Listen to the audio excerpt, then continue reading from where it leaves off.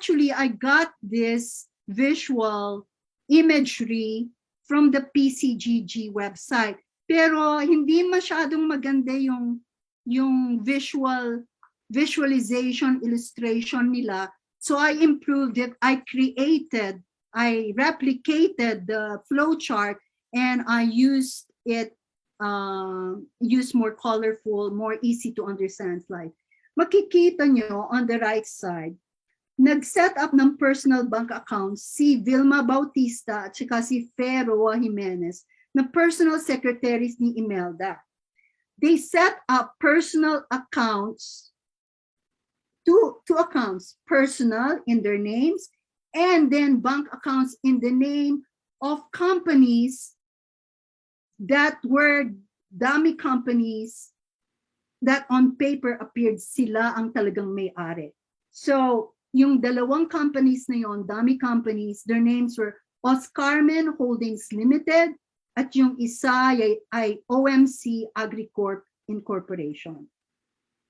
So nag-set up sila ng dummy corporations, nag-set up sila ng proxy bank accounts.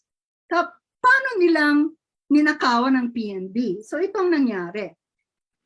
Yung PNB sa Philippines, hindi nila dineposit, hindi sila nag-set up ng mga accounts nito sa Pilipinas. Nag-set up sila sa New York, USA. Okay? Tapos, a guy named Pacifico Villaluz deposited through California Overseas Bank money into PNB. Okay? And that money somehow went to Vilma Bautista, Fero Jimenez, and the two corporations set up in the name of Bautista and Jimenez. Tanungin ninyo, bakit sa New York nag-set up sila na accounts? Bakit hindi sa PNB sa Pilipinas? Kasi meron silang puppet na pinlant nila sa PNB New York. Ang pangalan niya, si Oscar Carino. Siya yung Vice President ng New York branch ng PNB. Si Oscar Carino, protege yan ni Danding Cojuangco. Okay? At crony din siya ng mga Marcos. Okay? Crony din siya ni Cocoy Romualdez. Okay? So, in other words, siya yung yes man nila, no? Siya yung tuta nila. So, pag kunwari, kailangan bayaran na yung tuition fee ni Amy Marcos sa Princeton na 4,500 per semester, at kailangan ng bayaran yung lease ng New Jersey mansion na kung saan tumira si Amy habang nandun siya sa Princeton, na which again, hindi siya nag-graduate sa Princeton, di ba? Ang magbabayad ng tuition fee ni Amy at saka nung lease rental ng mansion na yun ay si Vilma Bautista from her personal bank account. Personal secretary lang yun ni Imelda. Paano yung saan niya nakuha yung pera na 4,500 per semester, $10,000 a month allowance ni Amy, at saka yung rental dun sa mansyon kung saan tumira si Amy? Saan nakuha na isang personal secretary yun? Okay? Alright, bear in mind, paano nakuha namang Marcos yung mga ill-gotten wealth nila? Doon, nakuha nila din, at iba din-deposit, at ang most of it actually came from PNB Co. first. Okay? Ngayon, pagdating naman dun sa pamimili ng Imelda ng mga luxury commercial real estate sa Manhattan, sino ang ginamit nila? Ginamit nila yung mga holding companies through check payments for the purchases of those New York real estate and other assets, including master paintings. So cash disbursements and cash payments all coming from PNB. Yun ang ginamit nila. So, pero hindi lang yon, no? Pag kunwari, si Imelda, she feels all of a sudden, kailangan niyang mag-shopping sa New York, o kaya gusto niya, she wants, di ba ang padrino system, you buy people's loyalty, okay? There's no word for it. You buy people's loyalty by regularly showering them with gifts. Ito ang ginawa nila sa mga cronies.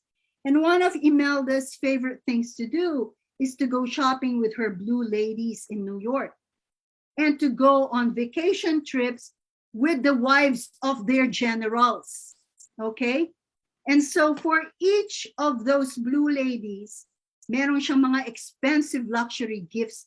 Pinamimili niya sila, pinag-shopping niya sila sa mga, you know, all these Bergdorfs, you know, all of these expensive shopping locations in Manhattan.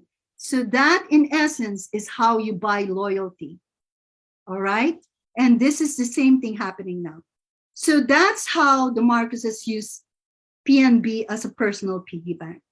Okay, now we're going to go into the really, you know, kumbaga, going into the dark, deeper into the dark force. This is my example to you of an outright and very unlawful takeover of a private company. All right? Yung ABS-CBN. Right? Yung ABS-CBN, abay talagang nakainitan na yan mula pa ni Marcos, panahon ni Marcos. Kaya magtataka ba kayo na si Duterte, who is beholden to the Marcoses, pinag-initan din niya ang ABS-CBN, di ba? Kasi ang kwento dyan ganito.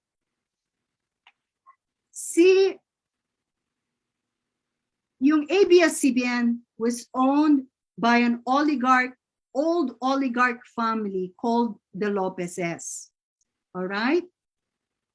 Pero yung mga Lopez, they owned newspapers, telecommunications, but they were opposed to Marcos' regime because they saw how unjust and oppressive Marcos' regime was. So they used their mass media holdings in order to critique Marcos and to oppose him. So, galit na galit ngayon talaga si Marcos sa kanila, di ba? Kasi ini-expose ng mga Lopez yung lahat ng mga kamalian na ginagawa ng mga Marcos, no? So, nung nag-proclaim si Marcos ng martial law, he ordered the closure of many newspapers, including TV stations, radio stations, including ABS-CBN. And he ordered the arrest of its president, si Henny Lopez, si Henny Lopez. So inaresto si Henny Lopez na presidente ng ABS-CBN on trumped-up charges na si Henny Lopez daw ay co-conspirator in a plan to assassinate Marcos. All right? There were other people named, pero I'm gonna only mention Henny Lopez because this is how I am showing you through the unlawful takeover of a private company, the Marcoses also acquired ill-gotten wealth. So inaresto na si Lopez, no? And together with other so-called red tag insurgents, dinala ngayon si Henny Lopez dun sa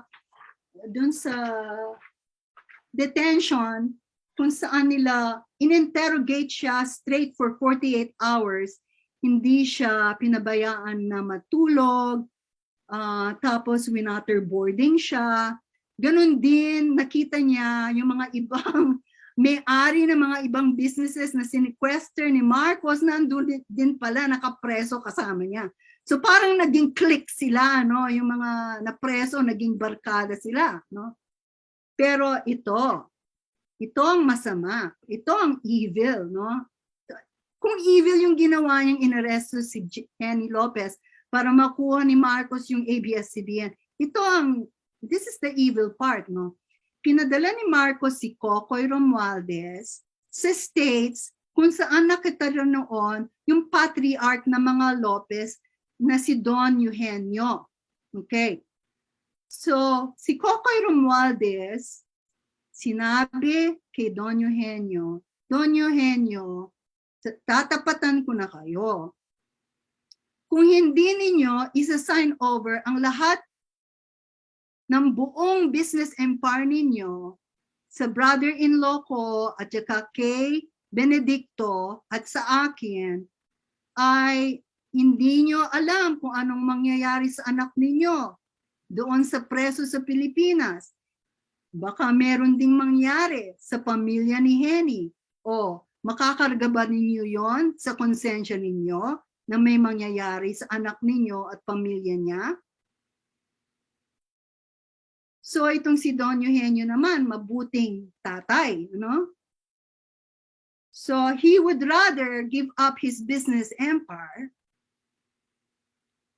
than lose his son and his son's family, okay?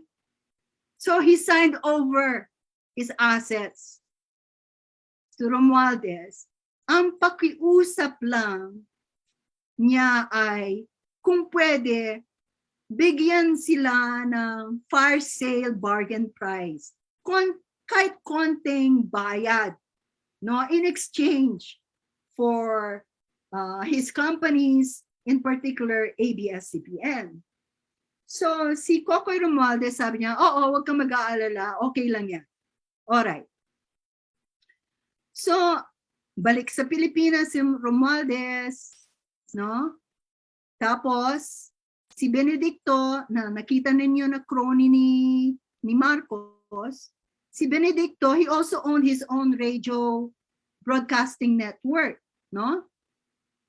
Pero si Benedicto, mukhang he already lasted for ABS-CBN from the beginning kasi ABS-CBN then owned the most modern and the most expensive telecommunications equipment in the whole Philippines. Walang makapag-rival sa ABS-CBN assets, no? So what I found really interesting, I will not make any accusation. I just find it really suspicious and interesting na nagkaroon ng nasunog daw yung facilities ni Benedicto, yung radio broadcasting facilities niya. So pinadala niya yung mga tauhan niya sa tauhan ng yung mga executives ng ABS-CBN na hindi pa napreso.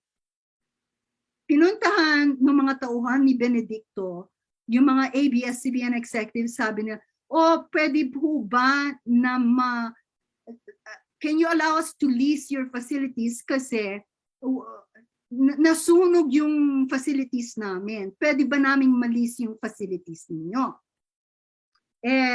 And remember, there was an ongoing negotiation of sales na kuno lang kasi they already agreed that Don Eugenio will sell his business empire at a fire sale bargain price to Benedicto and to Marcos, no? Pero Benedicto couldn't wait. So his men came to the Lopez men, and the Lopez men, dahil nandun na nga sa gate, they didn't know how to turn them away kasi nandun na sa gate yung mga tauhan ni Benedicto, no? So out of pakikisama, okay, even before a contract of lease was signed, they allowed Benedicto's men to take over and use ABS-CBN facilities, no? Relying on word of honor that in the meantime, before the contract of sale was executed and completed, that Benedicto's men will be paying rental payments to ABS-CBN for using the facilities in the meantime. Pero ngayon, so, naka-take over na ng mga tauhan ni Benedicto yung facilities ng ABS-CBN. So, as you know, there is a reason for why the law says that ownership is 99% possession, di ba? So here in this case, this is a clear case where the people of Benedicto were already in possession of the facilities of ABS-CBN. So ngayon, si Don Eugenio, pinuntahan si Benedicto sa Japan. Sabi niya, pwede po ba? Nandun na po kayo sa facilities namin, ginagamit po ninyo.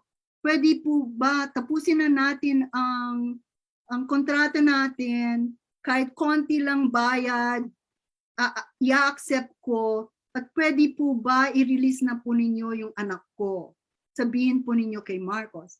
But every time Don Eugenio would go see Benedicto, Benedicto was constantly unavailable, allegedly due to the fact that he was meeting or in consultations with Marcos.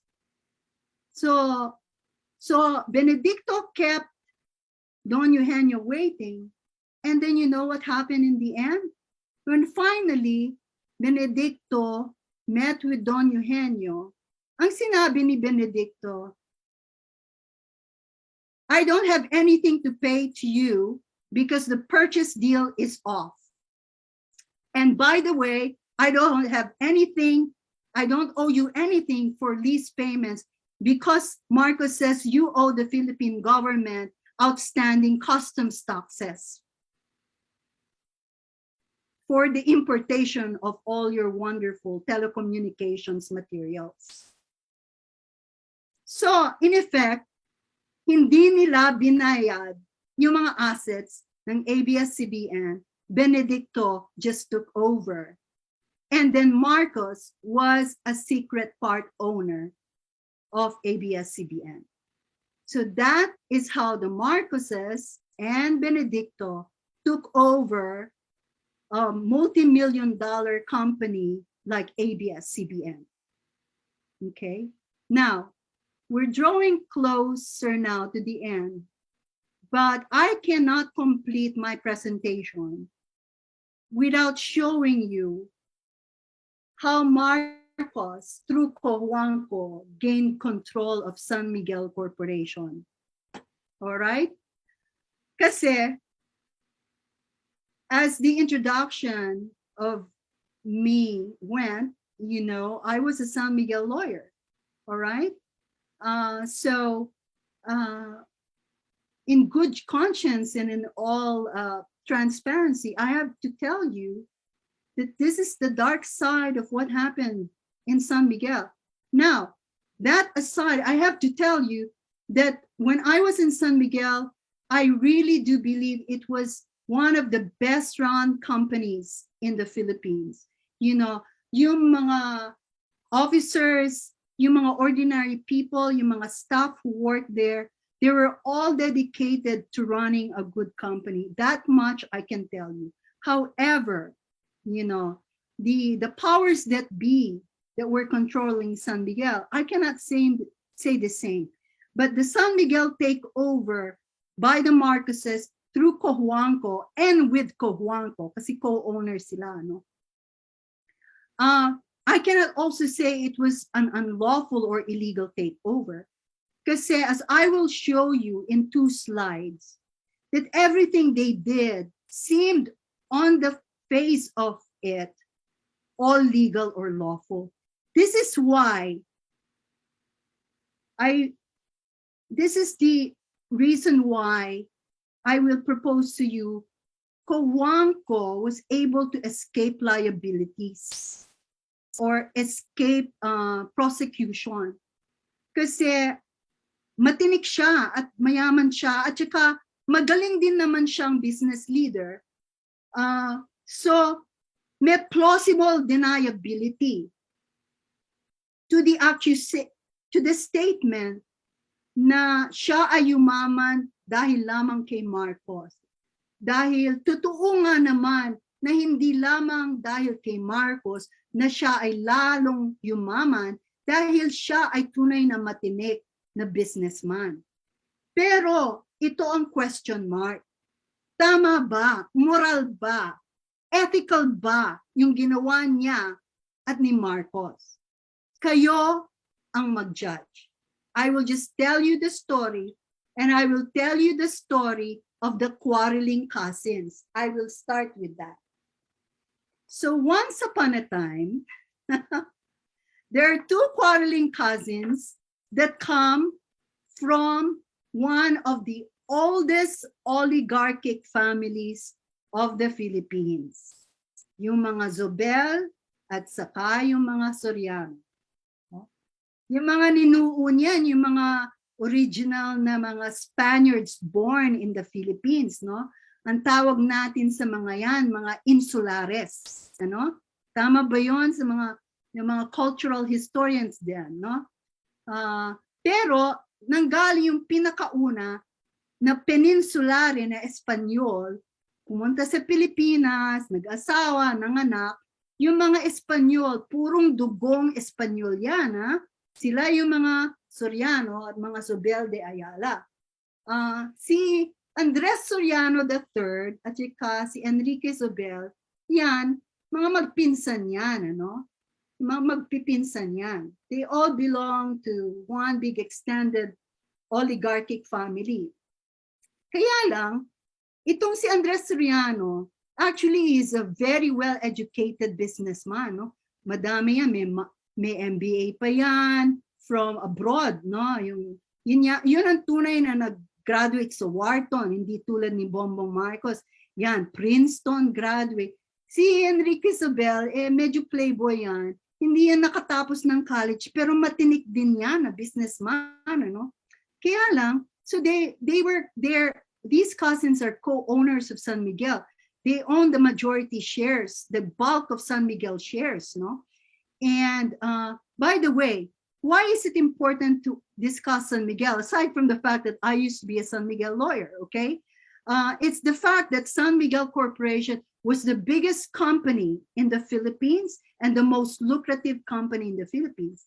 So think about that. If you own millions of shares of San Miguel, abay, talagang tunay na bilyonaryo ka in the US dollar degree, hindi lang pesos, ano?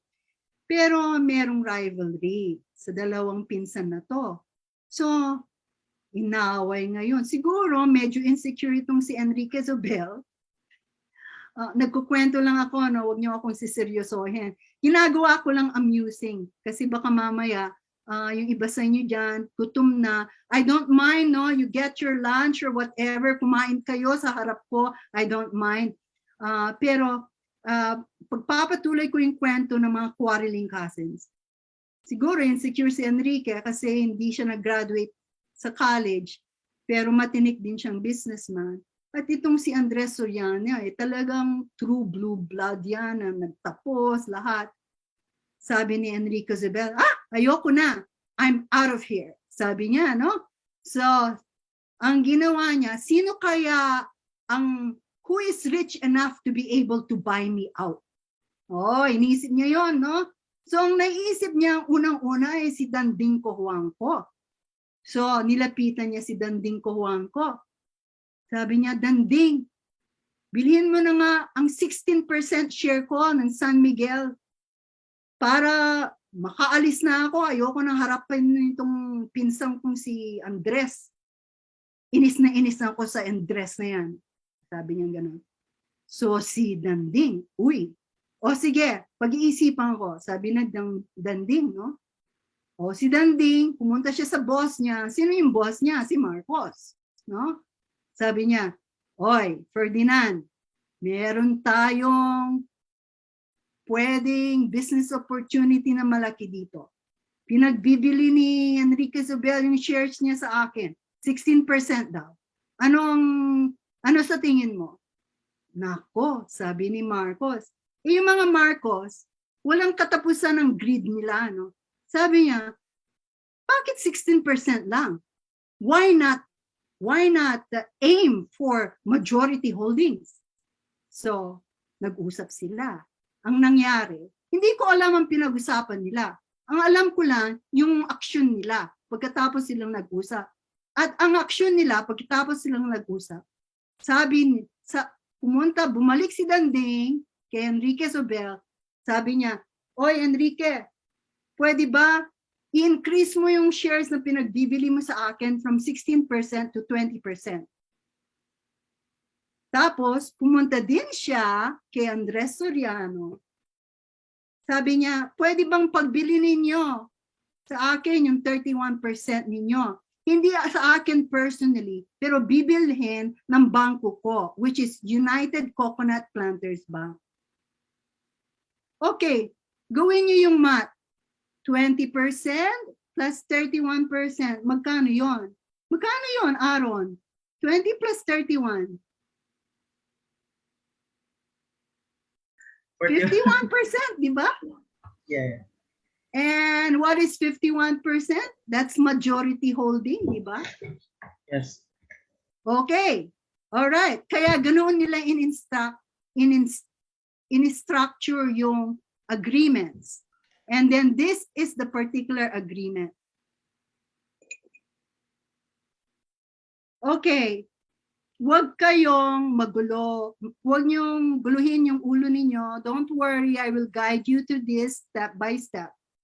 Okay.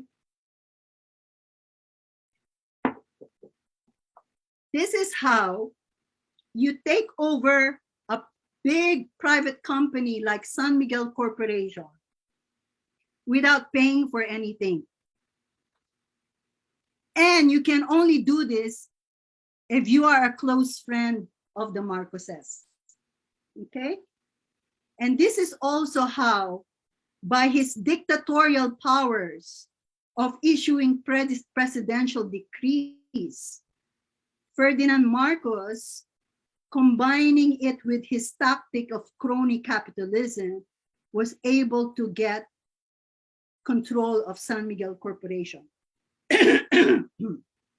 through Danding Cojuangco.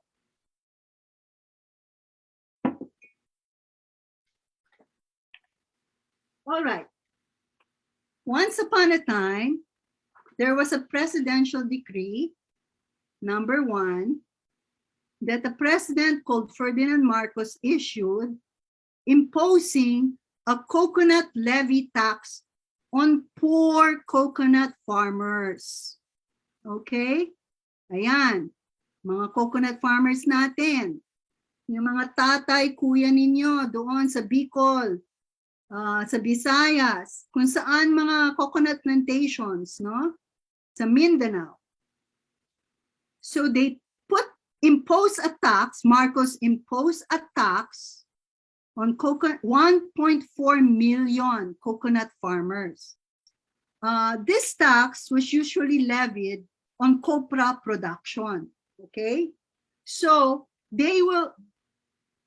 it's a tax now for every 100 kilos of copra, the government got so many pesos, you know, out of every 100 peso worth of copra, the government got, I forget the percentage now, but to make a long story short, over several years, that taxation totaled 9.7 billion pesos.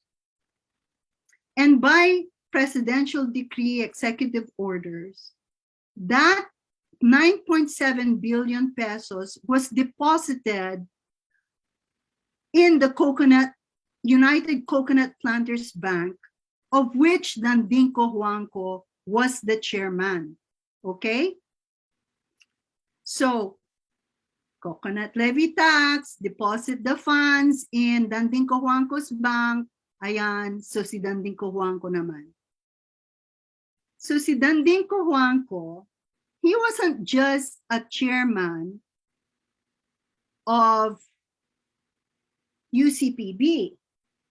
He was also a director of a company based in Hong Kong named Neptunia Corporation, which happens to be a San Miguel subsidiary. Okay? See the connections? So, bank chairman, director siya ng company na subsidiary ng San Miguel Corporation. So, paano niyang binili yung 20% ni Enrique Zobel, no? Ang ginawa niya, ginamit niya yung funds ng UCPB na nanggaling sa mga coconut farmers para bilhin niya yung 20% ni Zobel at saka yung 31% ni Soriano. Okay? Pero, bumili rin siya ng, hindi ko ma-compute kung exactly anong percentage niya. As director of Neptunia, Neptunia also bought some shares of its mother company. No? Ngayon, matanong nyo, paano ang subsidiary makakabili ng shares ng mother company? Eh ano yan eh, that's already corporate law, the veil of corporate personality. As long as you are incorporated as separate corporations, you can deal with each other as if you had no connection at all. Okay? As long as you give corresponding payment, di ba? So at the same time, si Danding, no? Oh, I'm sorry, I backtrack. Binili na Danding yung 30% through the UCPB funds. Pero yung 20%, sabi niya, binili niya raw niyan through a loan that he took from United Coconut, a personal loan he took from UCPB, and through that loan, he bought 20% by himself, for himself, of San Miguel. So, ganon, sabi niya, now I own 20% of San Miguel Corporation. Diba? Consistent siya up to nung namatay siya. Yun ang allegation niya. I personally own 20% of San Miguel. No? Pero when you consider that because he was also chairman of UCPB, who now owned 31% of San Miguel, no? Because he was chairman of UCPB, he effectively controlled more than 51% of San Miguel. So yung 20% personal own and loan niya, plus the 31% owned by UCPB, which he chaired, plus whatever shares that Neptunia, of whom he was a director, bought from San Miguel. So in effect, it was more than majority control. He owned more than 51%. He owned and controlled more than 51%. So let me ask you now, tama ba yun yung ginawa nila? What is illegal in all of this? There is nothing illegal. Yung hindi tama, at ito ay natuklasan lamang nung wala na ang mga Marcos, hindi natin alam, hindi alam ng mga coconut farmers na yung mga taxes na binabayad nila sa gobyerno ay ang nagpundar sa UCPB at yung pera din nila ang ginamit para bilhin ang San Miguel Corporation. Pero wala silang voting.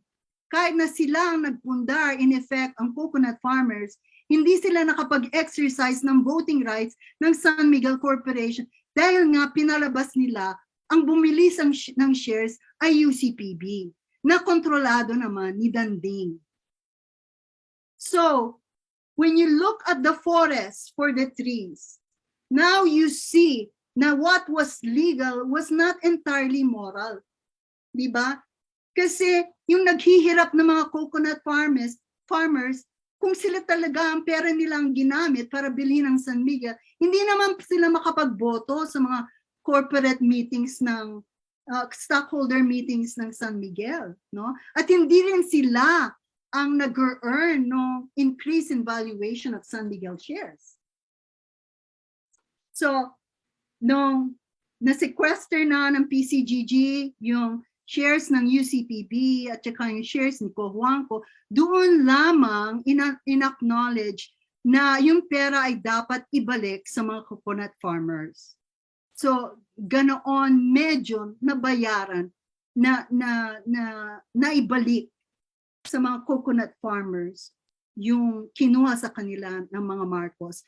Kasi ang nangyari din, no, itong mga dito sa ilalim ng slide natin, yung CIIF holding companies. Ano yung mga companies na yon? Ginamit din nila yon, mga dummy companies na yon. Ay ginamit nila din sa transaksyon. Dahil yung taxes were supposed to go into improving the conditions of coconut producers in the Philippines. Pero instead of improving the lives of coconut farmers, ginamit ni Marcos yon to acquire things like San Miguel shares. They never redounded to the benefit of the coconut farmers. That is the other unethical thing about it. Okay. All right. So now we go to the last stage of yung foreign accounts, Swiss banks, at saka yung mga foreign foundations.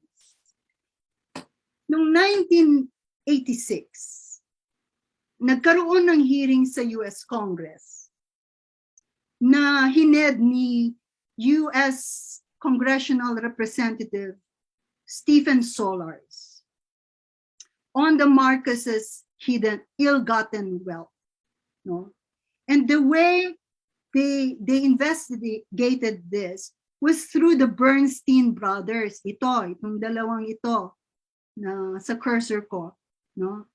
Itong Bernstein brothers,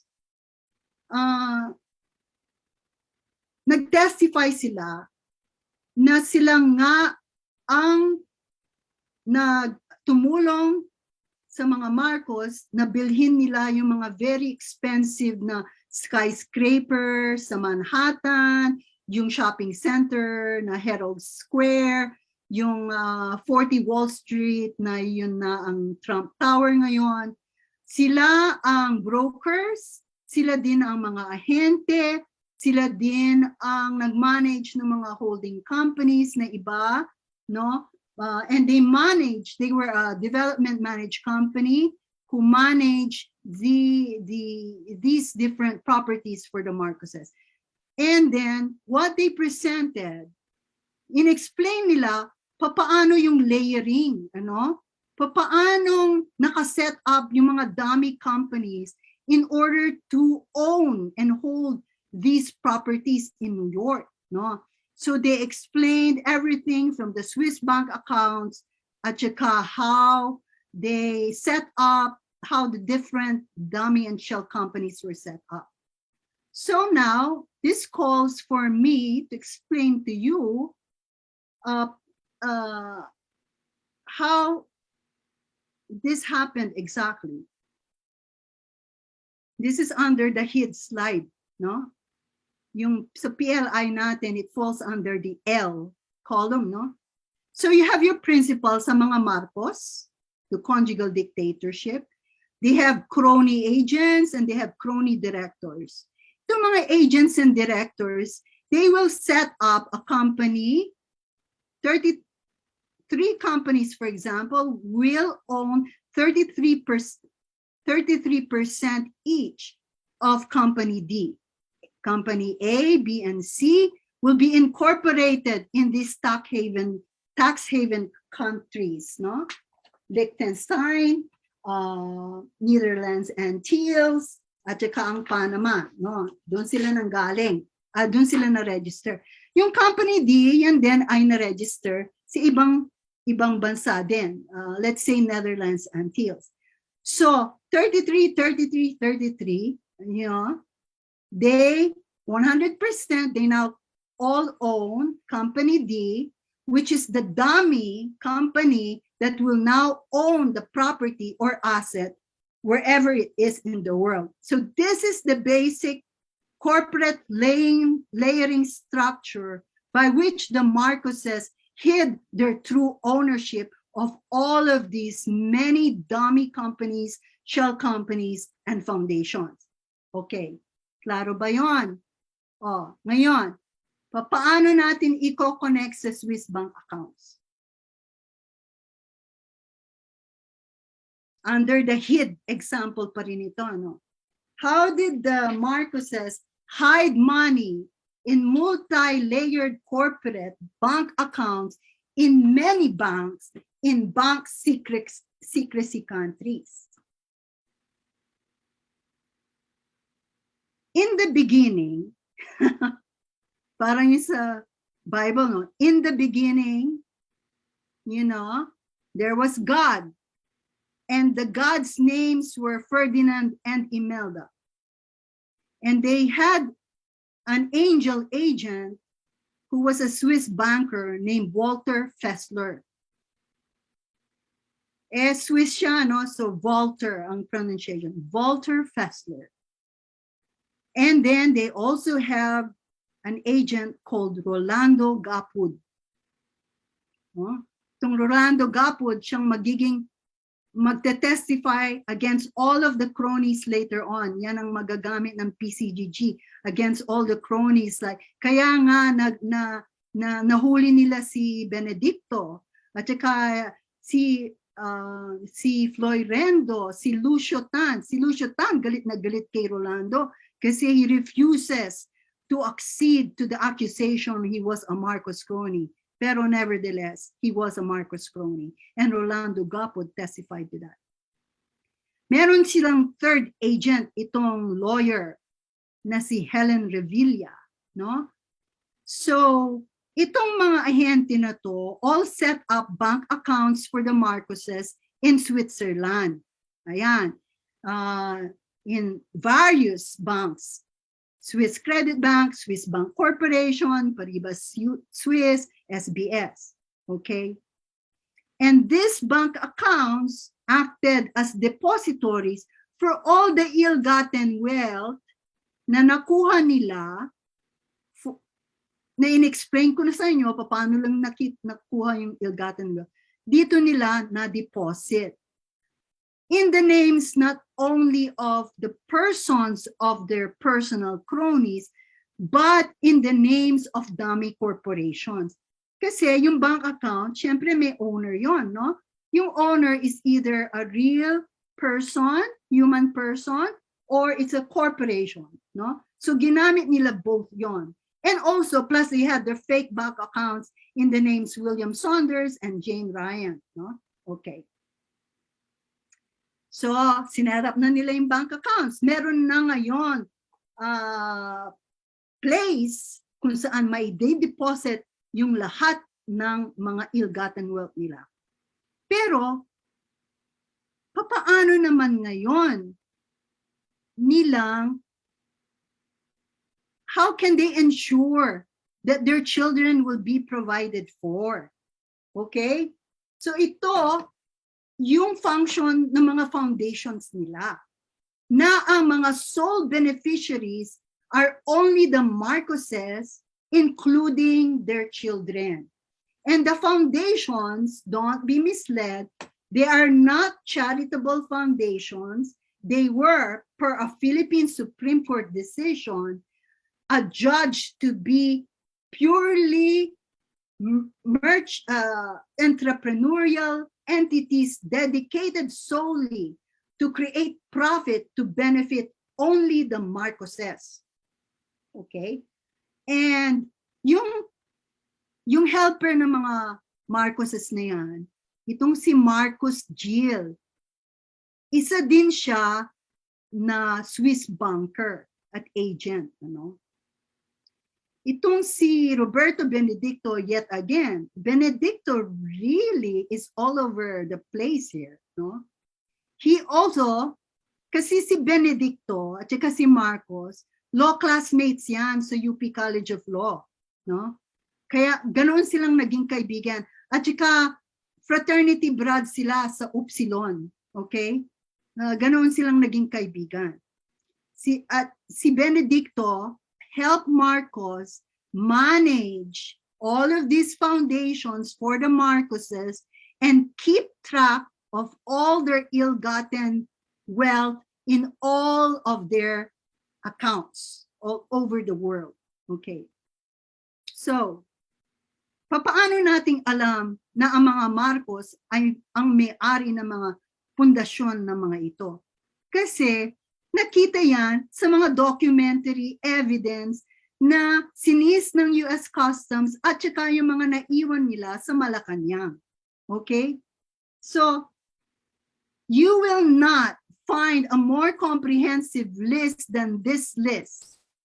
I have compiled this list and I have even traced their evolutions from their very beginnings up to their very ends. Kasi makikita nyo dito, no? Ito rin ang trick ng mga Marcos.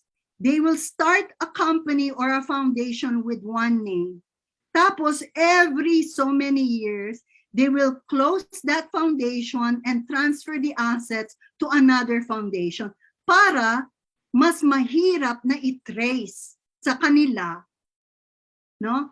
They're trying to confuse you with their paper trail, no?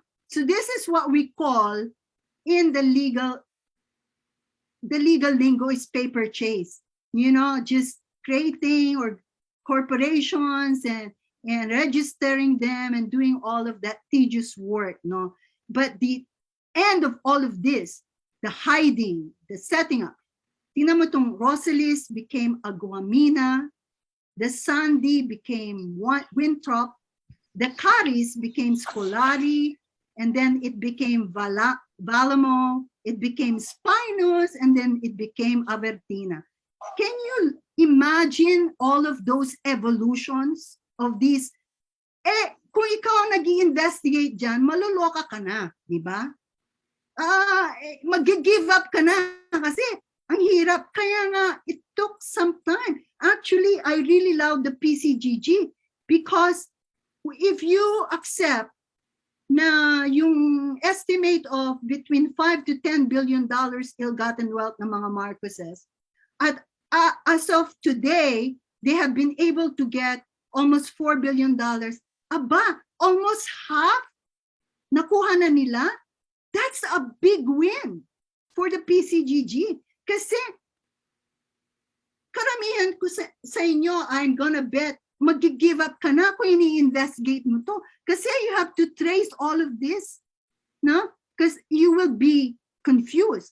Yung Trinidad became Raby, Palmy, yung Fides, well, hindi ako nakahanap ng evolution, no? Yung Arelma, yung Bongbong Marcos Foundation that benefited him. Dito sa Arelma, dineposit ni Marcos $2 million out of the Japanese war reparations. So si Bongbong Marcos, when he says, I don't know of any ill-gotten wealth, tandaan nyo yung mga ninuno ninyo na pinatay ng mga Hapon at yung pera na dapat pumunta sa inyo o sa sambayan ng Pilipino bilang bayad sa injustices na kinumit ng mga Hapon ay napunta sa tao na karamihan sa inyo ay iboboto nyo ngayon bilang presidente. Pag-isipan ninyo yon. Kung meron kayong lolo, lola, nanay, tatay na namatay nung panahon ng Hapon, pag-isipan nyo yon na ang nag-benefit nung heroism ng inyong ninuno ay walang iba kundi ang taong iboboto ninyo na presidente. Okay.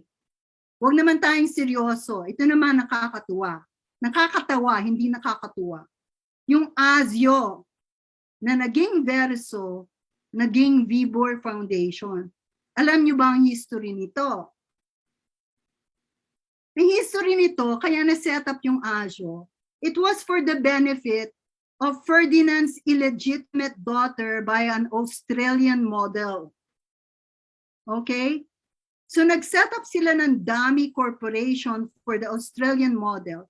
Pero ang kanilang mga agreements ay it will benefit Marcos's illegitimate daughter by that Australian model. So, pag-isipan ninyo ito. Yung ninakaw ng mga Marcos sa inyo went into paying for Marcos's extracurricular activities, no? Yung immorality niya. Kayo din yung sumagot. Kayo din ang nagpabuhay dun sa illegitimate children niya. At hindi lang yon ang illegitimate child niya. Marami pa siyang illegitimate children. No? Nung lawyer pa ako, meron pang gustong lumigaw sa akin na anak daw siya ni Marcos. Sa totoo lang, kamukha siya ni Marcos. No?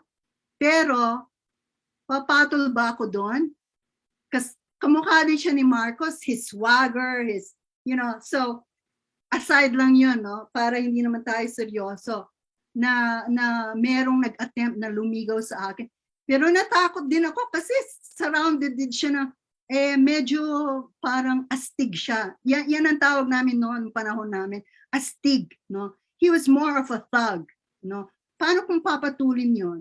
Nako, ang yabang-yabang niya, na anak daw siya ni Marcos. So, ang ibig sabihin nun, he was trying to entice me because I know na dahil anak siya ni Marcos, mayaman siya. No? So, anyway, ano lang yon, footnote in the history of the Marcoses na kung pumatol ako, aba, ay kasabwat na pala ako ng mga Marcos din. Ano? So, anyway, so, these foundations were set up in all of these tax haven countries because whatever were the funds of these foundations will not be taxed by these countries. No? So this was the basic setup of the foundation. So you have the bank accounts na set up na, and then you have the corporations and the foundations na set up na. Okay. So, these are just some of the dummy companies and shell companies. Kasi parang kinakategorize ko, ano, bank accounts, foundations, ito naman yung mga corporate entities, no? Like Bueno Investment Company, Total, Excelencia, Beneficio, Lastura. Yeah.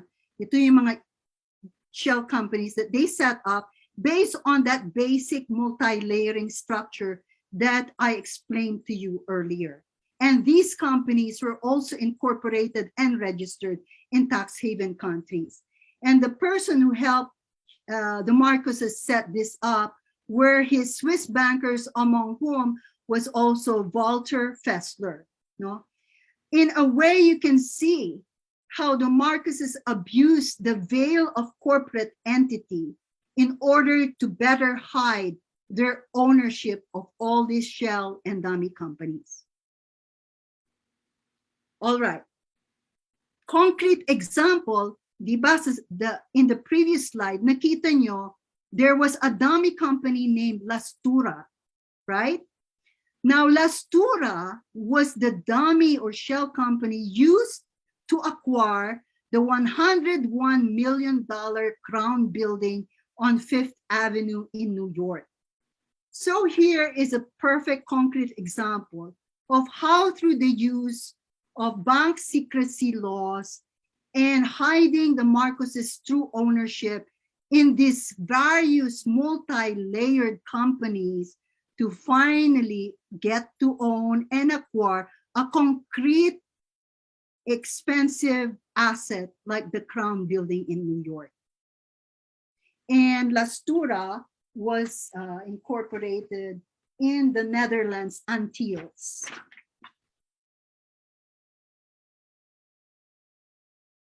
All right, so nasa spent na tayo. We're at the end of the PLI model, okay? And I chose to explain this to you kasi nakakatawa din ito. Okay? This is called the Happy Birthday Telex MO. All right? Why? Because this is how they spent their ill-gotten wealth. Si Ferdinand at Imelda, ang arrangement nila kay Marcos Gil or Jill, no? Di ba? You remember he was one of the agents who helped set up the Swiss bank accounts and Swiss foundations, di ba?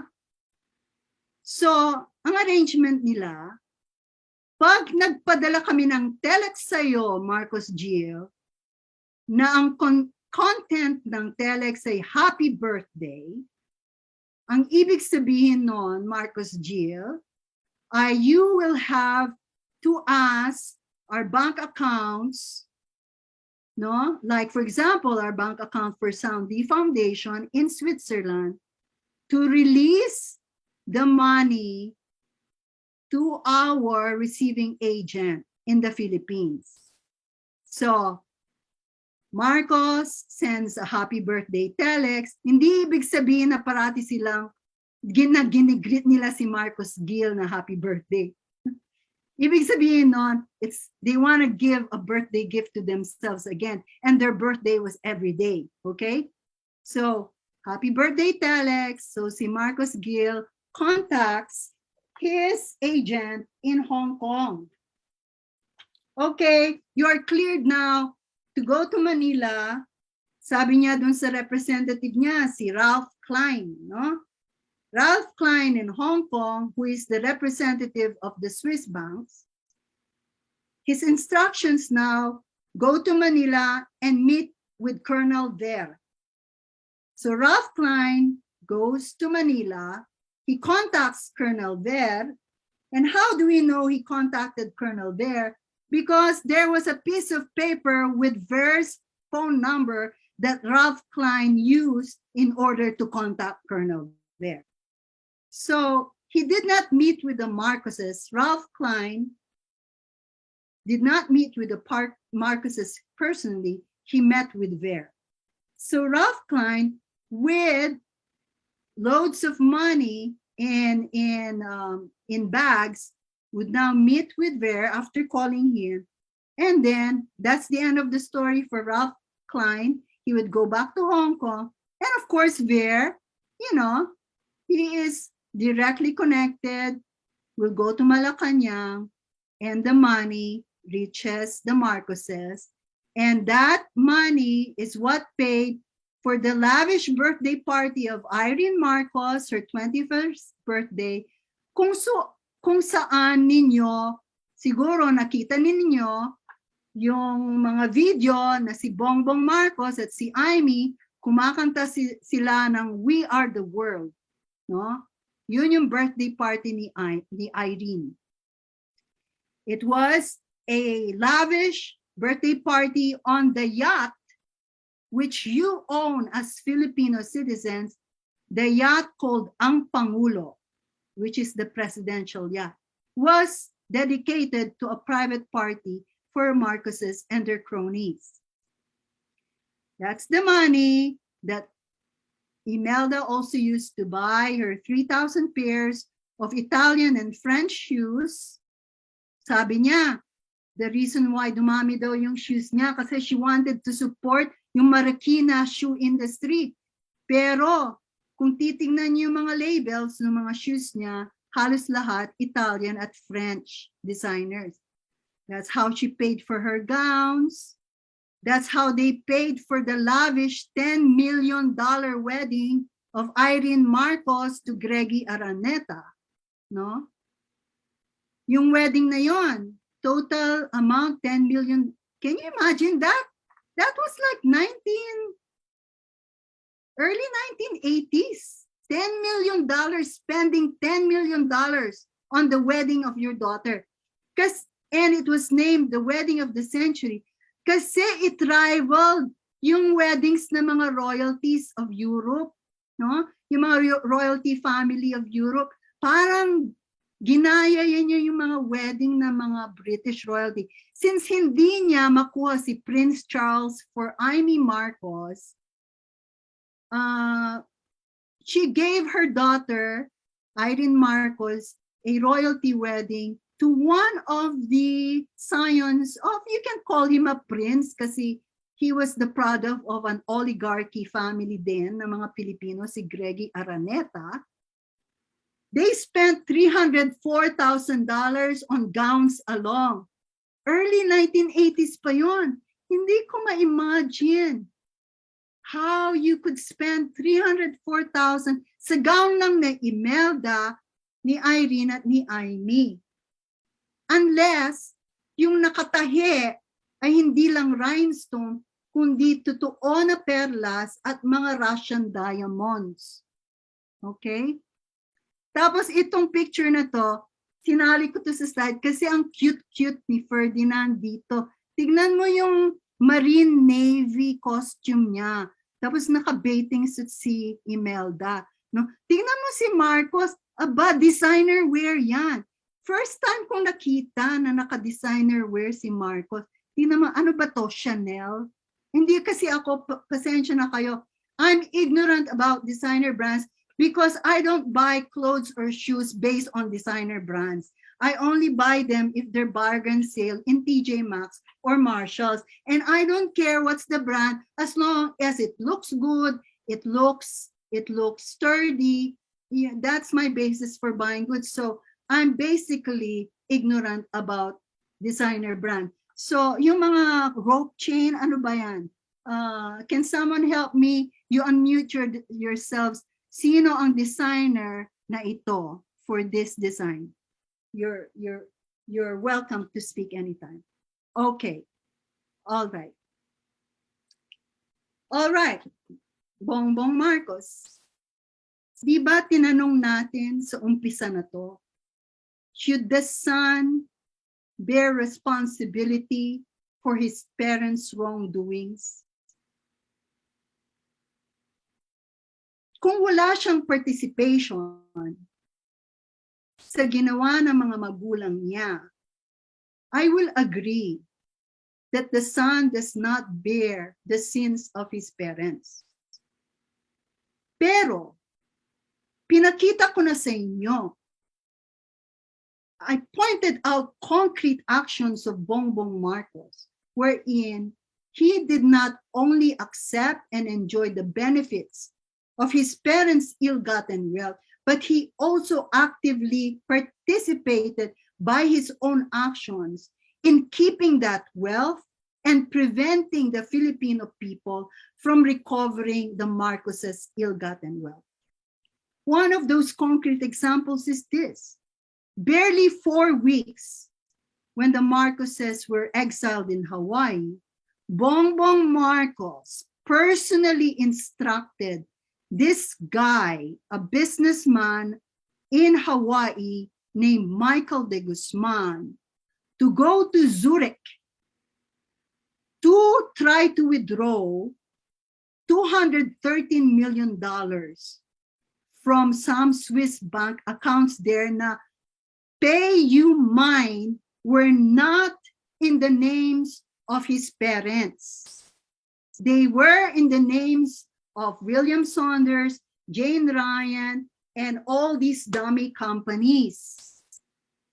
So, bakit mag-i-instruct si Bongbong na kunin ang pera ng ibang tao na on the surface, he has no relationship with those people who have bank accounts in Switzerland. At hindi lang yun, $213 million ang instruction niya kay Michael de Guzman.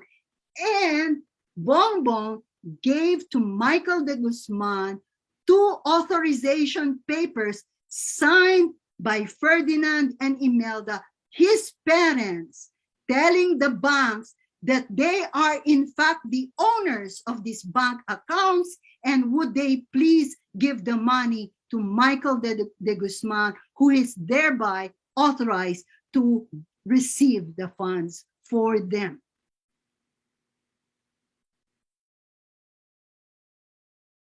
kung ikaw, normal ka na tao, hindi ka ba mag-iisip, ay nanay, ay tatay, bakit po tayo merong $213 million sa pangalan ng mga taong ito na hindi ko kilala? Hindi ba magtatanong ka at least? Hindi naman nagtanong si Bongbong.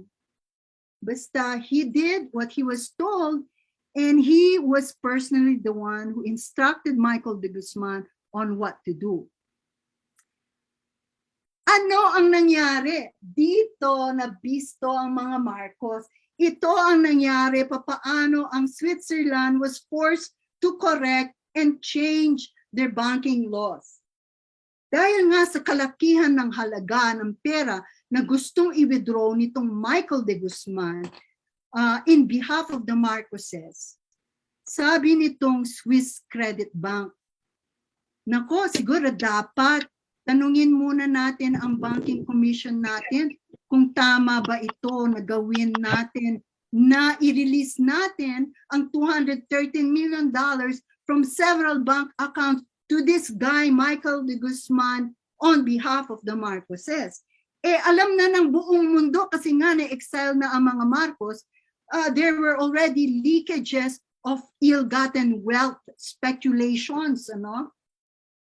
So, matinik itong Swiss bank para hindi naman sila maging liable kasi baka they're doing something wrong. They ask permission from their banking commission.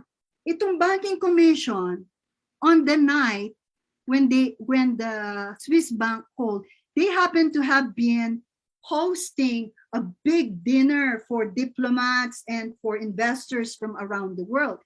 Pero they considered the issue important enough to pause from their festivities and meet and decide on what to instruct the Swiss Credit Bank.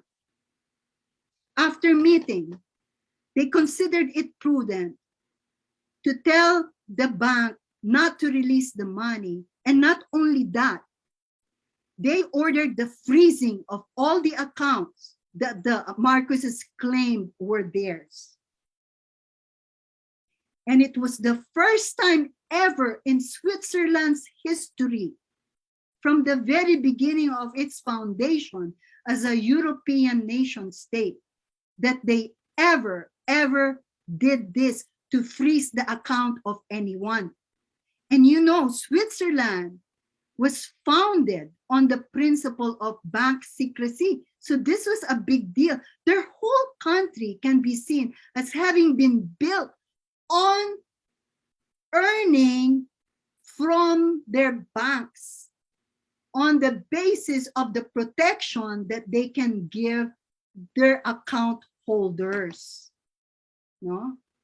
So the bank that invented bank secrecy to protect the accounts, at first ang history nila is it was only really directed to help protect the accounts of old European royalty, no?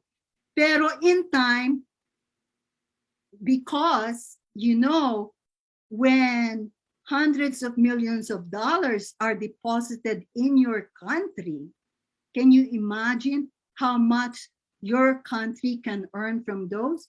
So in time, the Swiss became very lax in their due diligence. They allowed crime lords, drug lords, criminal organization heads, the mafia, to come to their banks with loads of money in bags.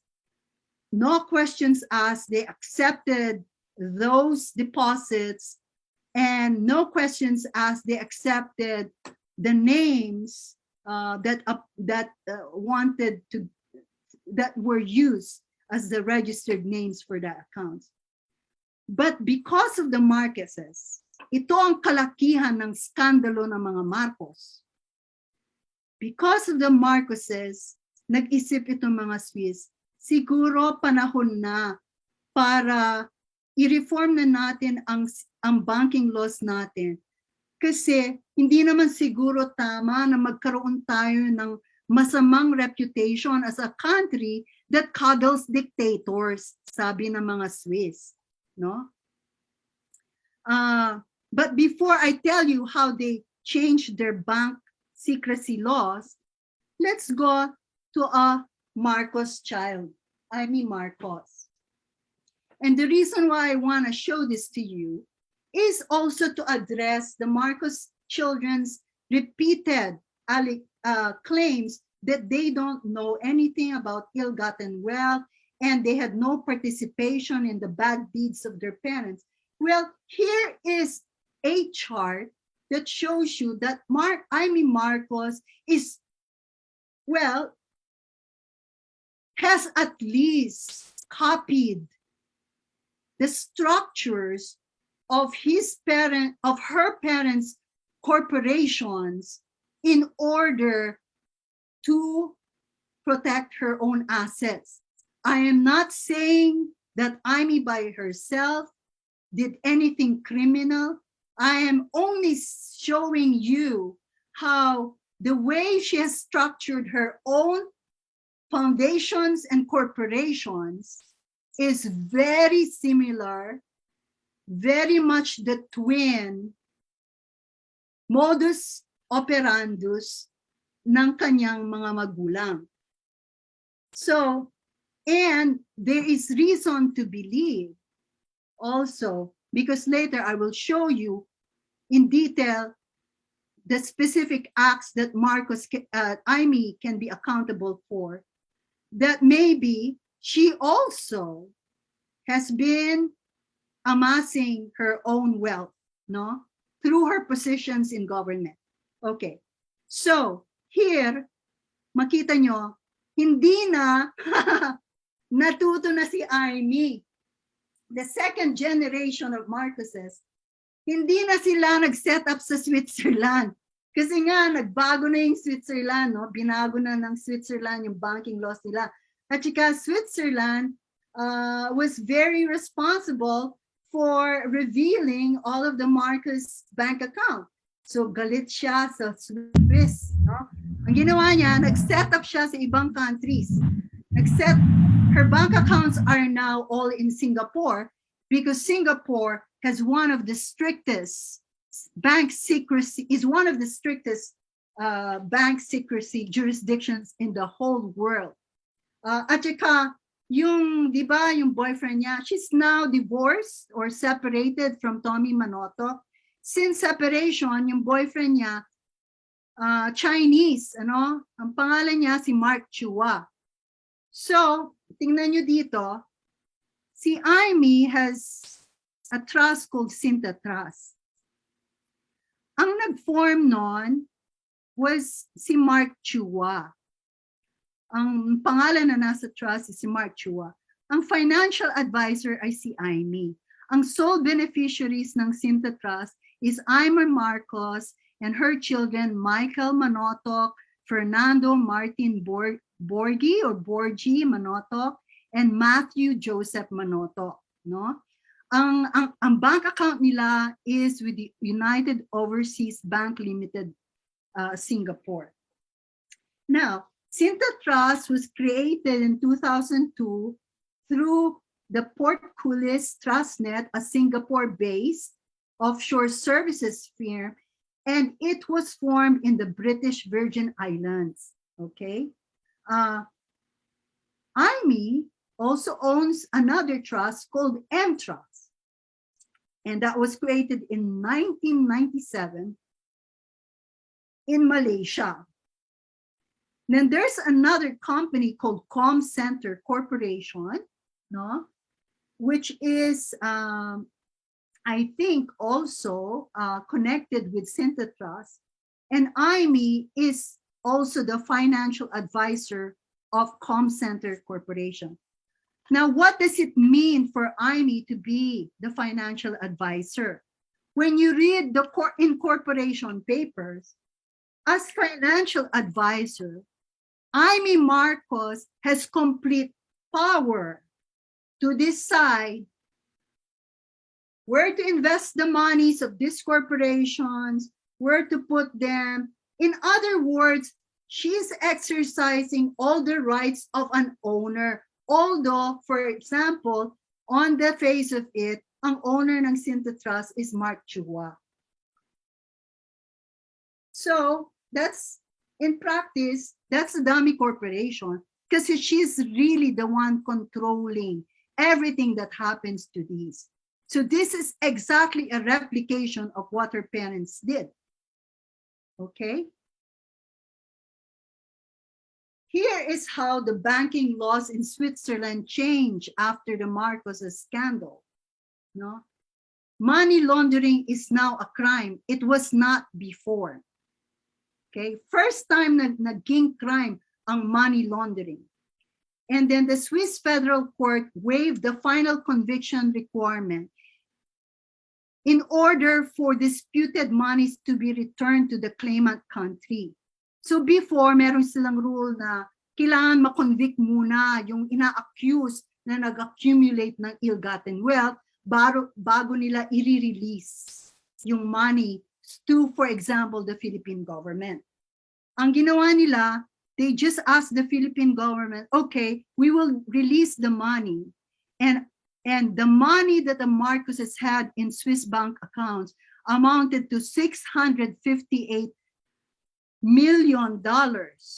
No? Yun ang ginamit ng Supreme Court in order na Supreme Court na ma-distribute to fund the CARP program at saka yung mga victims of human rights violations in the Philippines, those who were legally approved to claim. No? Anyway, so sabi ng Swiss banks, basta you can just assure you that due process will be involved in prosecuting these cases. Oh yeah, don't worry, sabi ng Pilipinas, we have those laws. Okay. Another change is banks are now obliged to scrutinize funds from foreign political figures for the first time uli yun. Before, hindi sila nagko-question, no? And then banks have to take greater steps to ascertain the true owners of the funds before accepting them for deposit. Before, they didn't care. As long as the money went to them, they didn't care who were the true owners. But now they care. Swiss bankers now have a legal duty to report suspicious transactions. And these transactions are now reviewed at the bank's highest management level. Imagine that. So if any good came out of the Marcos scandal, it improved the banking laws of Switzerland so that criminals can no longer use it. Okay. Now, as you know, I kind of acted a little bit to help. I served to help the first PCGG as a lawyer through the Office of the Solicitor General to help, investigate. My job wasn't really that glamorous or glorious. Actually, slave lang ako noon kasi associate counsel lang ako ng law firm that hired me, But what I can tell you this is that it helped me gain insight, early on about the Marcoses and their ill-gotten wealth. And some of these insights I share with you. Again, there's a difference between morality and the law. There are some things that lawyers can do because the law allows them to do that. It's not illegal. But then we have to ask ourselves, moral ba yun? Is it ethical? No? Those are two different issues. No? And I think that integrity behooves a lawyer to ask himself or herself whether or not to take on a case. No? So doon mo makikita yung integrity ng isang lawyer. So an important insight is, it is true, justice delayed is justice denied. Kasi ang mga Marcos, lalo na yung tatay nila, magaling na lawyer yung tatay nila. He knew that he could game the system. He knew the weaknesses of the Philippine legal system, that there are monumental delays that could be had and could be produced, fabricated, and manufactured by lawyers to prolong a case in order na yung kalaban nila out of sheer exhaustion, ay mag-give up na.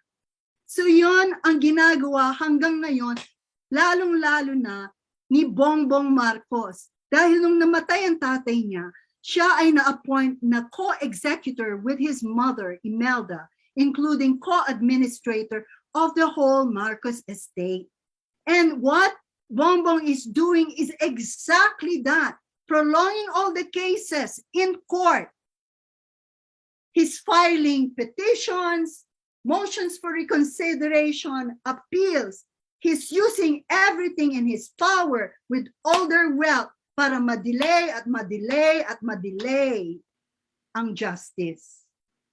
Kaya nga, it's no wonder, after 30 years, hindi pa nag-execute yung judgment on them.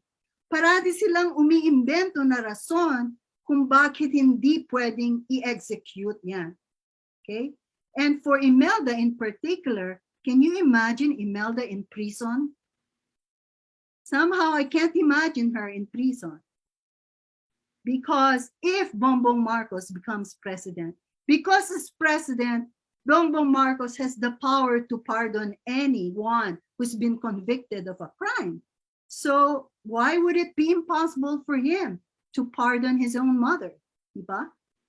And again, crony capitalism was integral to the Marcoses' ill-gotten wealth and was a major cause of all the economic crises during Marcos' era. And at the same time, dahil ako nga yung slave labor, no? Ako yung nagko-collate ng mga documents, nagzi-xerox. I got a lot of paper cuts and I work till the wee hours of the morning. Nagkakaduling-duling na ako kasi yung ibang copies of the documents, Xerox copies na lang, nawala yung mga original. But from looking at the figures, I kind of estimated in my mind na nag-average ng 20% cut yung mga Marcoses for every project that went through their cronies or went through their dummy corporations. Kaya nga, ang sabi ko, when you consider, okay, di ba sabi natin, foreign aid and foreign loans and foreign debt was one of the ways, yung cut ng mga Marcos doon ay one of the ways wherein they acquired ill-gotten wealth. Okay, take mo na lang yung 28.26 billion foreign debt natin. Okay, all right. Gagamitin natin yung calculator natin. $28.26 billion times 0.20, okay? 20%, okay? Gamitin na lang natin. And don't forget, mas marami pa yung mga kickbacks, yung mga ninakaw nila na sa ibang, in other ways, no? So 28.26 times 0.20 equals $5.652 billion. Kaya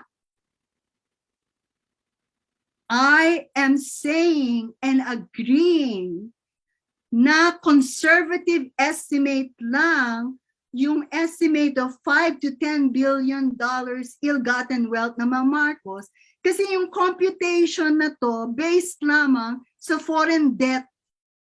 Hindi pa natin sinama yung kickback sa mga Japanese companies, hindi pa natin sinama yung ninakaw nila sa mga foreign aid, yung ninakaw nila sa RP-US military bases agreement, hindi pa natin sinama yung mga scheming nila sa mga material. Lahat ng iyon, hindi pa natin sinama yon.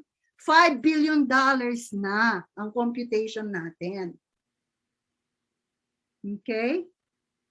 So you understand now, although it seems unbelievable before. So let's now go into what the Marcos children are personally responsible for. After reviewing the history of the Marcoses, how they got their ill-gotten wealth, how they hid their ill-gotten wealth, and how they spent their ill-gotten wealth, how can they say in all good conscience Bongbong, Aimee, and Irene, that they don't understand and they have no knowledge about all these speculations and rumors of ill-gotten wealth.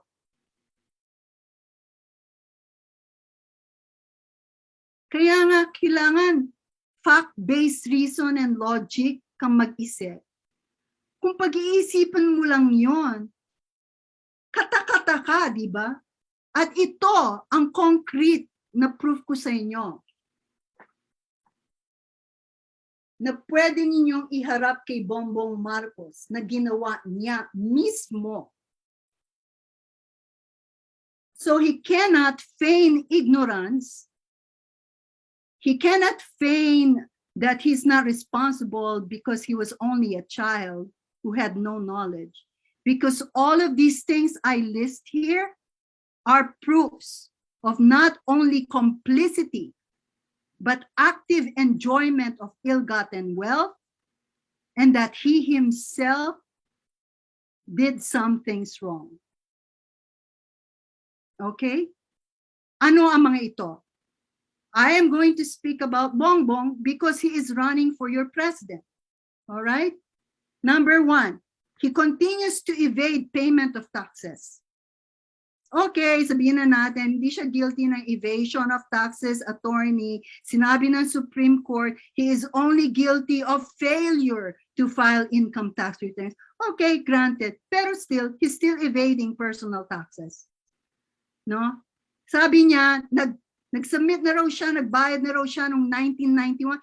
And pay you mind, more than 2 decades na tong kaso ito. No? It is already final and adjudicatory since 1997. Pero up to now, the court that judged him guilty of failure to file income tax returns have no proof that he has in fact done this. Now, there are rumors, there are news reports circulating na may resibo daw sila. But even the receipt is questionable, okay? The other thing has failed to pay as executor of his father's estate are the 2 billion pesos estate taxes, which have now blown after 30 years to 203 billion pesos. Another thing that you can ask Bongbong is, how can you say you don't know about your parents' ill-gotten assets when as co-executor and administrator of your father's estates, you are doing the following things. Number 1, you're actively filing and pursuing lawsuits to delay and prevent recovery of your family's ill-gotten assets. And ill-gotten assets, remember, it's proven to exist not only by judicial decisions all over the world, but also by the very concrete existence of actual ill-gotten assets recovered by the PCGG. So tapusin na ninyo yan, yung mga argumentation ninyo dyan sa Pilipinas na walang ill-gotten asset. That is a known and proven fact. That is not arguable anymore. And whoever says it's not been proven is, there's something wrong with their head or outrightly lying. In 2007, Bongbong Marcos testified in Republic versus Lucio Tan, another Marcos crony, that Tan held assets that belonged to Marcos' estate, and he described in detail various holding companies held by his father that had shares in Tan's businesses. Siya nagtestify in court that he knows about these things. So how can he say he doesn't know about them? No? Number 3, in 2002, he offered to compromise with the Philippine government by proposing to surrender Marcos's ill-gotten assets on 2 conditions. Sabi niya, paya ko, sige, ibibigay na namin yung ill-gotten assets namin. Provided, number 1, we could keep 10% of it. What is 10% of 10 billion? Right? Oh, ayoko nang mag-math. Masakit na yung ulo ko. And number 2, immunity from prosecution for our family. Sabi ng gobyerno, hindi naman yata tama yan na you can get away with your bad deeds, just so we can get your ill-gotten assets. No, we have other ideas on how we can get your ill-gotten assets. In 1998, Bongbong Marcos filed a complaint versus the Sandigan Bayan, seeking to reclaim the Eastern Telecom shares ceded by Marcos crony Benedicto to PCGG as belonging to Marcos estate. So, yun pa lang, confession na yun, na his father used his crony Benedicto to hold and own assets in Eastern Telecom shares. And in 1986, as you know now, he tried to withdraw that $213 million from his parents' Swiss bank accounts. What other things can you ask Bongbong about? He is actively promoting the Marcos program of denialism and revisionism. How is he doing this? He reached out. Remember, he personally was the one who reached out to Cambridge Analytica to help him and his family whitewash their public image. And he also maintains his own army of vloggers and TikTokers. Hindi ba ninyo nakikita yung mga nagsisirculate na photos ng mga vloggers at TikTokers ni Bongbong Marcos? Ayun, ngumingiti sila, nagsiselfie sila with Bongbong Marcos, nagsiselebrate sila sa kanilang success in trying to fool you, the Filipinos, to vote for their boss who is paying them handsomely from ill-gotten assets na ninakaw ng mga Marcos sa inyo. So, tanungin nyo ang mga sarili ninyo, mga kababayan kong Pilipino, hindi ba katangahan yan na iboboto ninyo ang tao na nagnakaw sa inyo?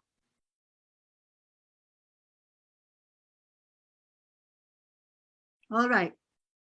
Another thing that Bongbong did that we already know now is he acted as puppet governor for Ilocos Norte at 23 years old. Imagine being governor of a province. He did not graduate from college. He knew nothing. So what was he? He was a puppet governor for his father to be able to rule Ilocos Norte. He acted as dummy Philcomsat chairman. He lied about his personal history.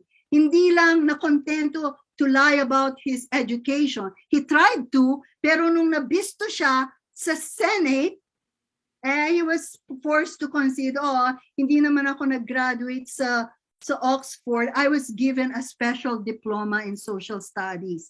In fact, hindi man niya alam kung ano yung diploma was about. Sabi niya, political science. Tapos, nung nakita nila, social studies pala. And that, by the way, is not graduating from Oxford. Oxford University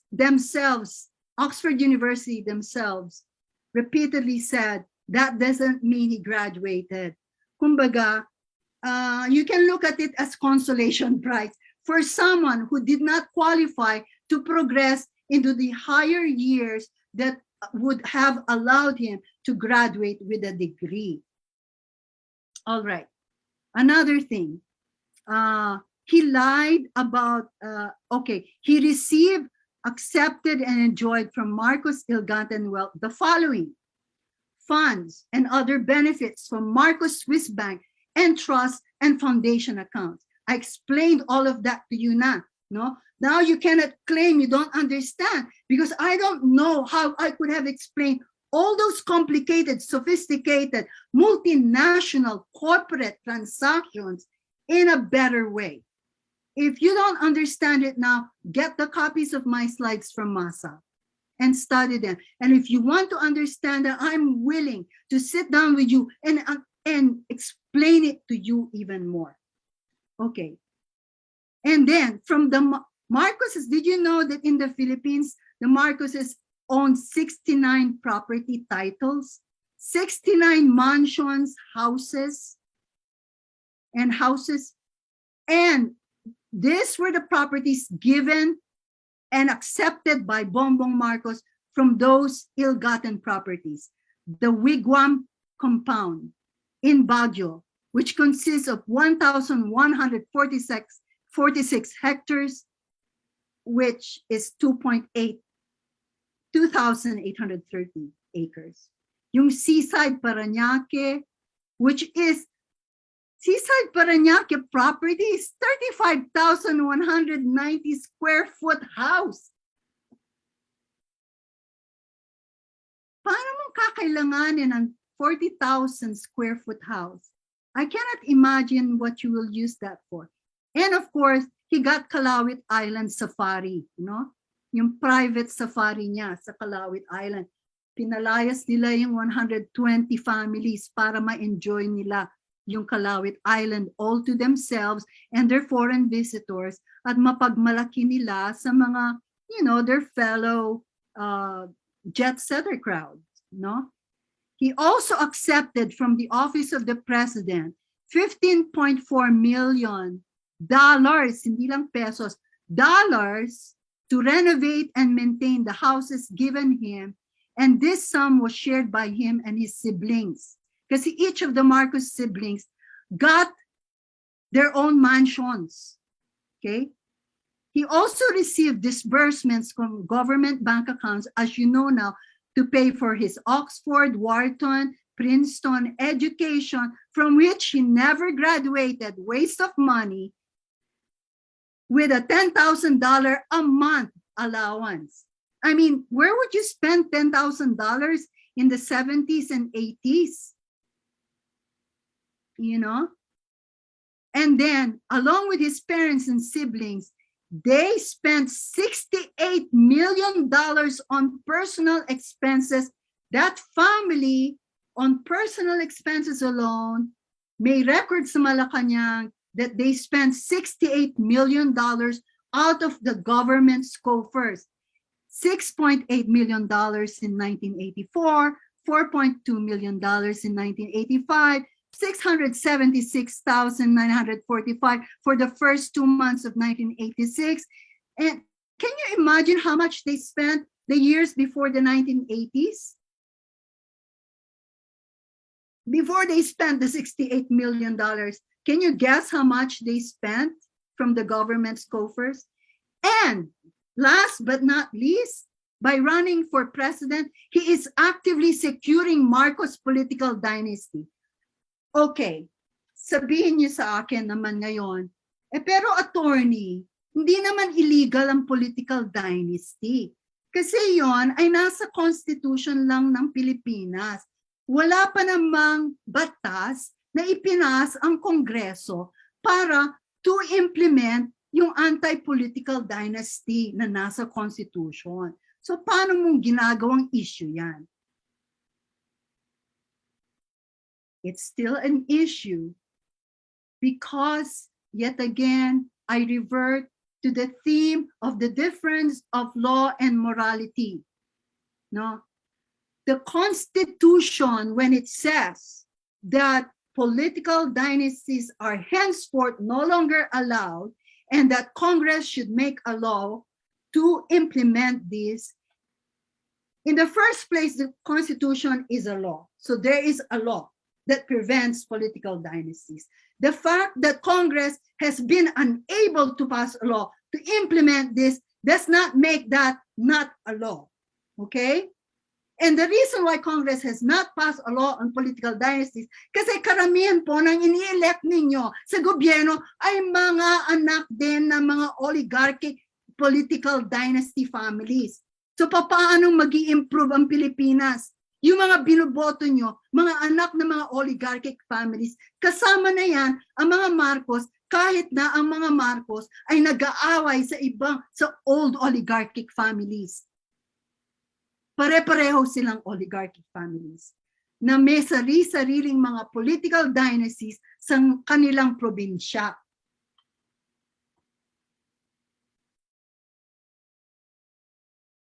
So, in the sense that Congress is not passing a law to implement what the Constitution mandates them to do. They are in violation of the Constitution. And they're also in violation of the spirit of the law that expresses the moral of the law, which is that political dynasties are the source, are a big source of the corruption and the lack of progress of our country, as encapsulated in the Philippine Constitution.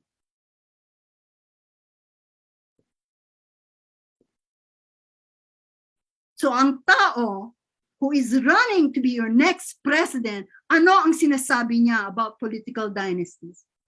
Ang sinasabi niya ay okay lang yan. Kasi ang rason niya, kung kayo ay mag-i-elect ng mga miyembro ng mga political dynasties, the fact that the Marcoses were elected in so-called democratic elections makes it legal, and that is not against the Constitution. So ginagamit niya ang ginagawa ninyo sa pag-i-election sa mga Marcos sa gobyerno against you to argue against the Constitution.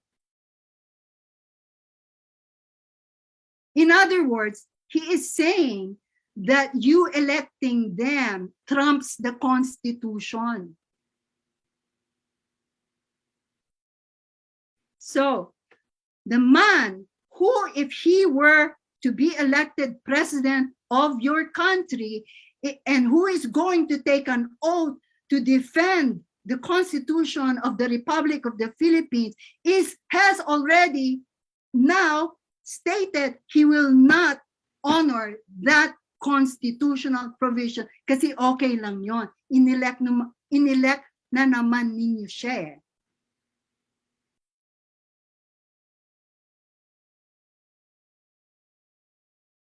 Political dynasties and oligarchic families are the reason why most of our people continue to remain poor and oppressed and cannot improve their quality of life. Ngayon, kung ikaw, mahirap ka at binayaran ka ng 500 pesos to elect Bongbong Marcos, akala mo you're doing good for your family kasi natanggap mo yung 500 pesos, makakabili ka ng pagkain para sa kanila for 1 week. Pero after that 1 week, pag-isipan mo na hindi lang ikaw, yung anak mo, yung anak ng anak mo, yung anak ng anak ng anak mo, ang magbabayad sa katangahan na iyon. For 500 pesos, you're selling your country and the future of your children. Okay.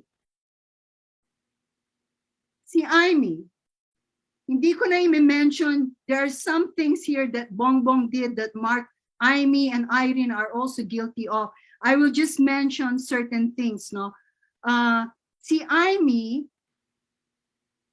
I think she plays a very central, active, leading role in promoting and propagating Marcos' program of denialism and revisionism. Why do I say this? This is what I investigated and found out about her. She was the one who initiated the Marcos Presidential Center in January 2002, which is dedicated to publishing books and other propaganda materials to highlight the so-called Marcos achievements and golden age. Tapos, anong ginawa nila sa mga books na yun? Dinonate nila sa mga eskwela ninyo. At kayo naman, tuwang-tuwa kayo, in-accept ninyo yung mga books na yon, pero yung history na nandun sa books, pinalitan na ni Amy yung history ng Pilipinas na hindi ganoon kasama yung rehimen ng kanyang tatay. Kaya ngayon, if you ask 6th graders, middle schoolers, what they know of the history of the Marcos regime, sasabihin nila, puro magaganda. Kasi in-accept nyo yung books na yon. At kayo namang mga history teachers, tinuro ninyo yon sa mga estudyante ninyo. So you have an accountability for this. Because before you teach your students something, you have to learn it yourself and determine for yourself if this is true or right.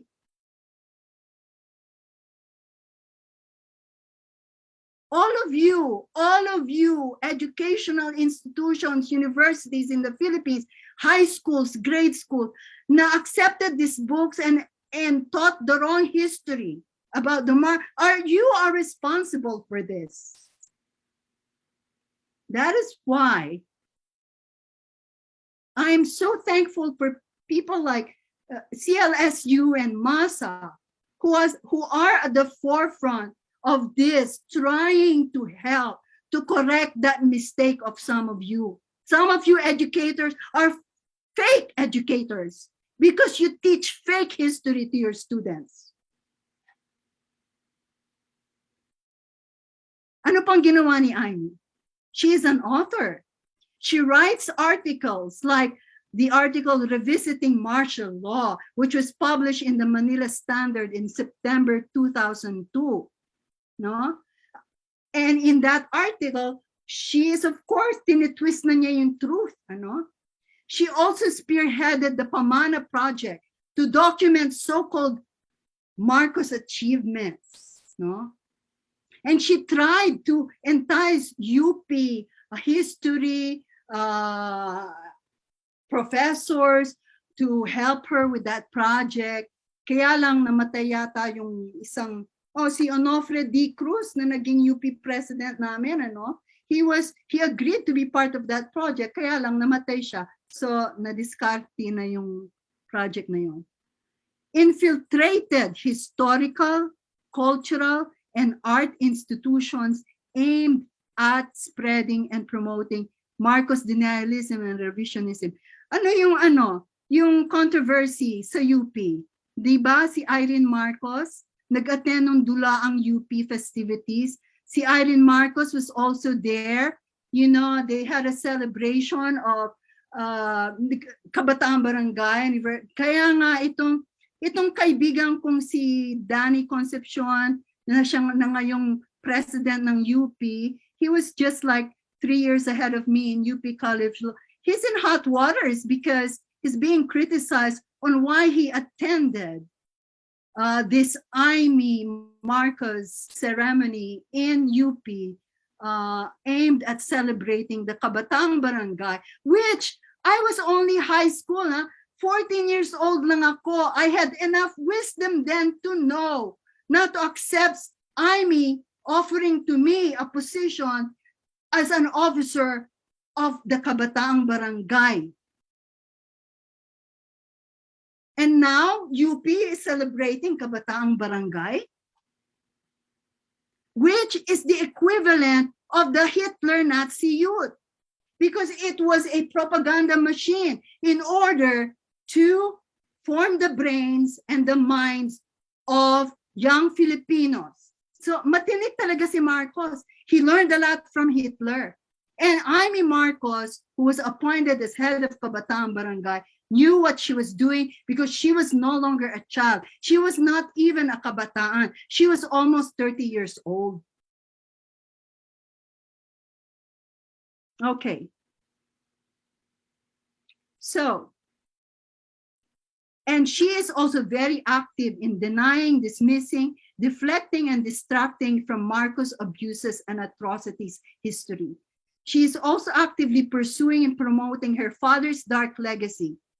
Number one, she admitted knowledge of the torture and killing by her bodyguards of Mapua student Trajano, and she was convicted guilty by the Hawaii court and just escaped responsibility by escaping to the Philippines. At ito namang Philippine Supreme Court allowed her to escape her responsibility for that. I'm sorry, Philippine Supreme Court, but I have to say this. That's one of the more disappointing decisions you've made. And I have to tell you this, okay, studying all these cases, almost hundreds of cases about the Marcoses alone, one thing became clear to me. Makikita nyo yung flip-flopping ng Philippine Supreme Court. Makikita din niyo yung mga flip-flopping decisions ng Sandigan Bayan, Some are in favor of Marcoses, some are not in favor every step of the way through 30 years. And it's easy to understand why. Kasi iba-iba yung political leanings ng mga judges.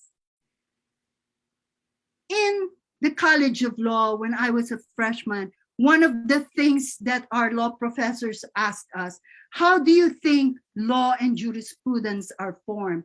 Do you think that a judge forms his decision on a case before he considers the merits? Or does he consider the merits first before he decides on how he's going to judge the case?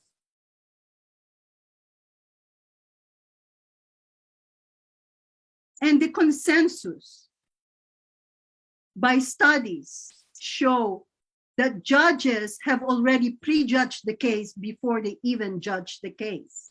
So that is why it is important to discover the political leanings of judges who are people being appointed to the bench, because this is where it counts. Kung pro Marcos ka, syempre, you will decide in their favor.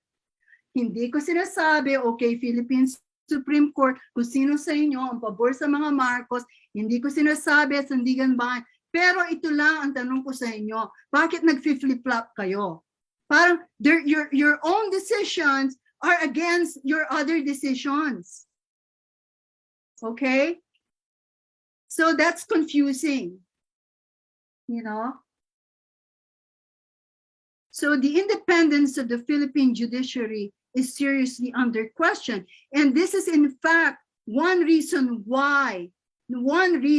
upon which the International Criminal Court will base its decision whether or not to indict Rodrigo Duterte for human rights violations for the extrajudicial killings of 12,000 Filipinos. The lack of independence of the Philippine judiciary will itself be a topic of judgment by an international court. And I tell you, I am very, very sad. I really felt sadness from my heart when I read all the things that happened that resulted in the impeachment of former Chief Justice Lourdes Sereno. Okay, sabihin na ninyo, no one in that case, no one among all the personalities of that case is perfect. Pero ito ang, what really made me sad is it showed me that there may be truth to the allegations that the Philippine judiciary is no longer independent-minded.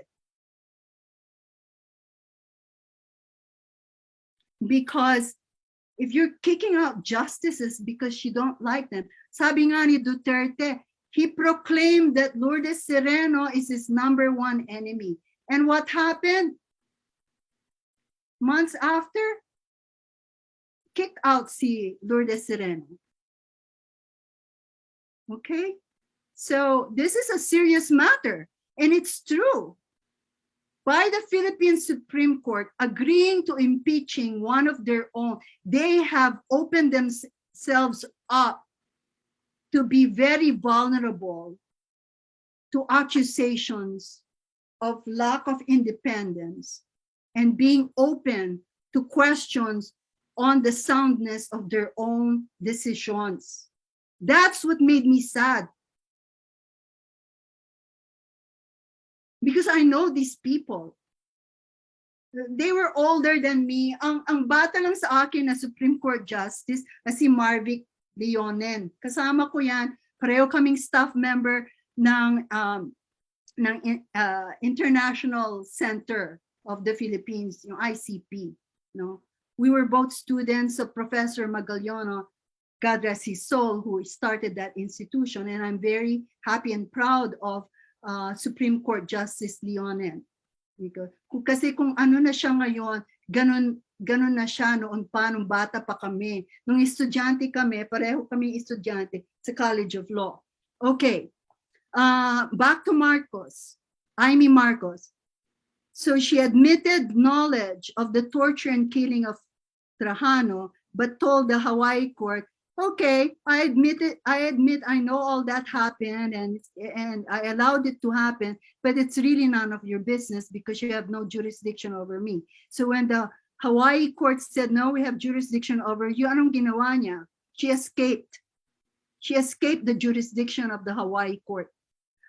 She is complicit in the tobacco excise tax scandal, wherein her boyfriend, Mark Chua, sold overpriced vehicles to alleged tobacco farmers in Ilocos. So knowing now how I explained to you how the Marcoses got their ill-gotten wealth, what is one of the ways where you can get ill-gotten wealth? Scheming from sales, getting kickbacks. I'm not saying Amy Marcos got kickbacks, but it looks awfully suspicious, di ba? Kasi yung modus, yung MO niya, kapareho ng MO ng father niya. The patterns of her behavior follow exactly what her parents did. And then she lied like her father about her personal history, her education, participated in a staged graduation ceremony, fake graduation from UP. She created offshore accounts and trusts and violated, and this was the importance of pointing out, yung Sintra Trust, yung Com Center account, at saka yung M Trust. Kasi yung mga trust na yun, hindi niya rineport to Congress as a senator. She did not include that in her sounds report. And that is a violation. And that is, by the way, the reason why Lourdes Sereno was impeached. Kasi hindi siya nag-file ng mga sounds niya for certain years. And Amy Marcos hasn't reported this either. She's guilty on the face of this alone, on these records, that she hasn't reported them. She could be said to be guilty of the same thing. She accepted and executed roles assigned to her by her dad in furtherance of the Marcoses' personal goals.